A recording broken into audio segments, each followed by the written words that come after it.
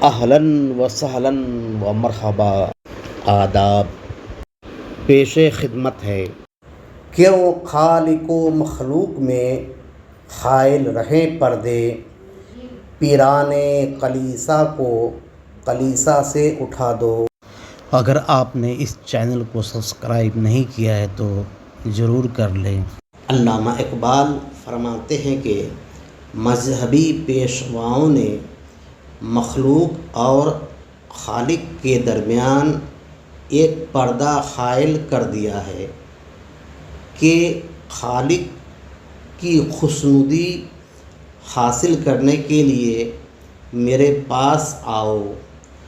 اس کی وجہ یہ ہے کہ لوگ ان کو نذرانہ دیں۔